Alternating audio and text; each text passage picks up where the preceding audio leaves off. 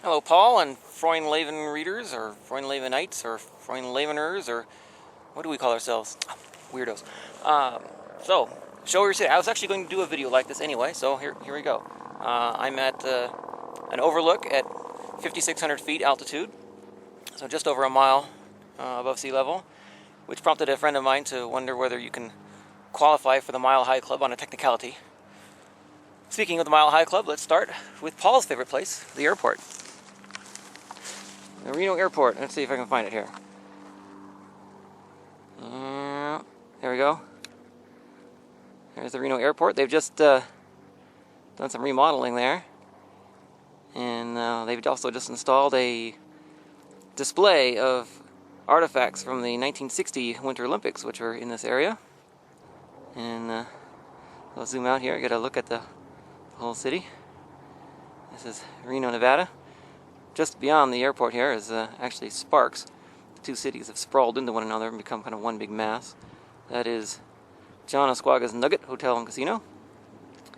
And just by the airport here, we have the Grand Sierra Resort Hotel and Casino, where I scored big on nickel slots, winning almost $20. Woohoo!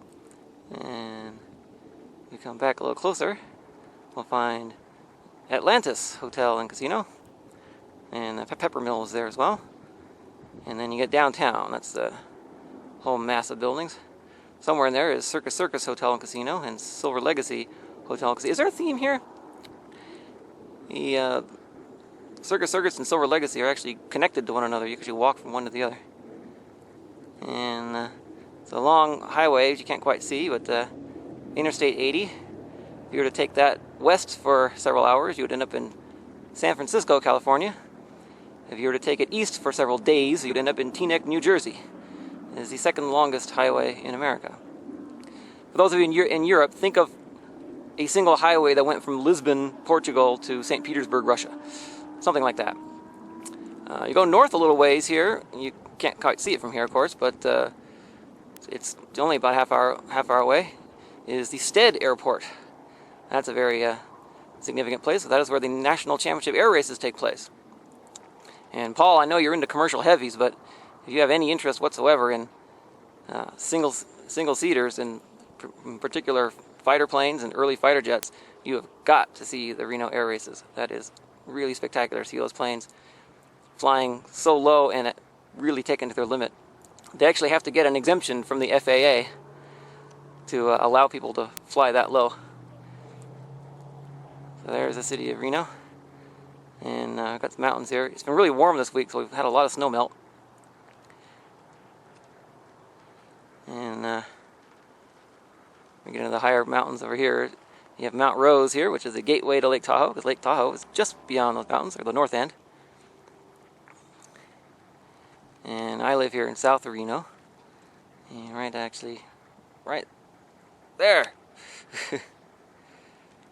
I moved here in March last year, and I'll be moving out in April or so, but I'll still be reasonably close to here, about half an hour away. And that is Mount Rose Highway, over there. And the area below me here is called Pleasant Valley. Don't know why it's called Pleasant Valley, because the wind is insane. The wind picks up around noon and gets worse and worse and worse. The wind is so bad that Mark Twain wrote about it when he lived here. He talked about how it starts by, first you'll see hats in the air, and then the metal roofs of buildings and wagon wheels, small children, and killer mountain goats. It's really serious. Well, something like that. I'm not sure exactly what he wrote. Now, I know what you're thinking. You're thinking, oh my gosh, you have killer mountain goats too? Well, they're nothing like your infamous Burbank killer mountain goats. These mountain goats are really quite benign. They're actually really sweet. They don't really intend to kill people. I mean, the Burbank ones, they're dressing as joggers, and they're out for blood. But these mountain goats, they don't mean any harm. It's just they end up landing on people. That's the problem, because of the wind. It's you really have to, when you're walking out in the afternoon, you really have to be heads up. Actually, no, you want to be heads down. You want to keep your heads down. But you've got to be on your toes. Actually, that would be a bad idea, because then you'd be taller. You want to be, try to be on your knees. You just got to be careful. But the animals are so sweet that people are really blasé about it, and they don't mind too much. I mean, the stories you get out here, like, oh, our daughter Abby was killed by a mountain goat, but the animal was okay, thankfully, so sweet. We've adopted him. We call him Timmy. He stays in Abby's old room. He's really sweet, and it's been really nice having him because he's not on the cell phone all day. He can't text. He doesn't have thumbs, and he's never whining and complaining that he has to have the latest Hannah High School musical Montana thing. It's really, he's made our lives so much happier, and we've made his life happier because he has a loving family. Isn't that right, Timmy? Aw, those stories are just so not true, actually. It's not true. I'm making that up. I'm sorry. It's really, I know I shouldn't making up jokes like that.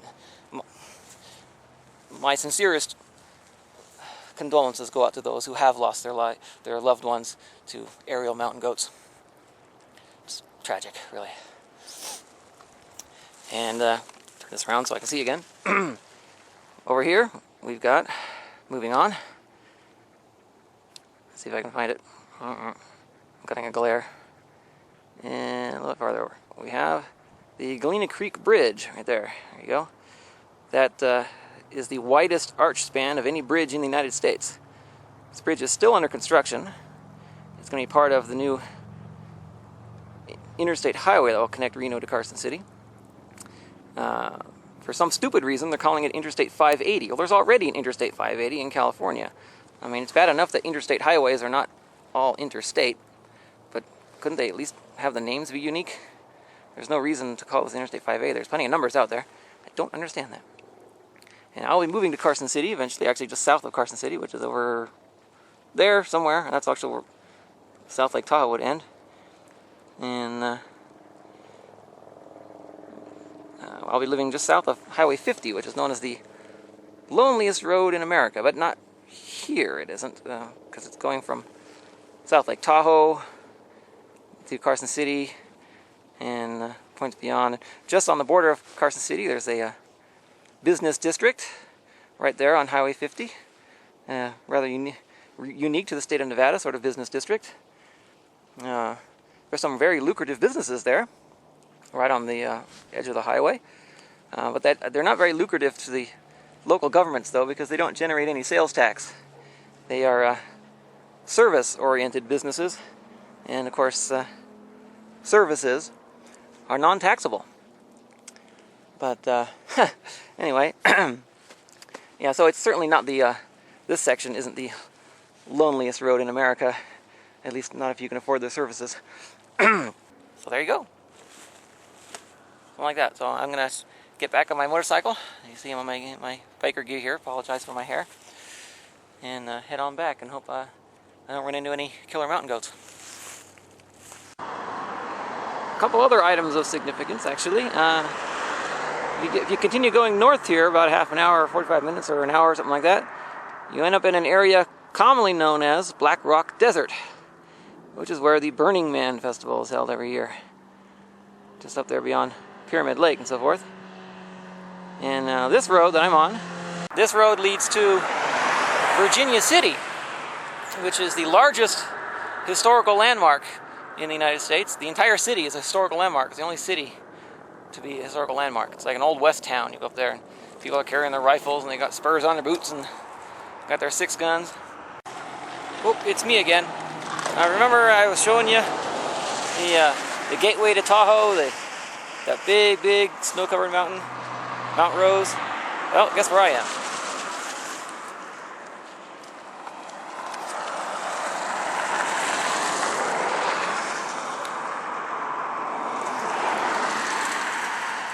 I just decided on a whim to come up here. The roads are a bit icy, but nothing you can't handle. So this is what I call winterizing your motorcycle. You just get out and ride it. Oh look, it's Lake Tahoe. It's big. And it is blue. Really blue. You won't believe how vastly, deeply, mind-bogglingly blue it is. And over there, that's California. Nobody cares.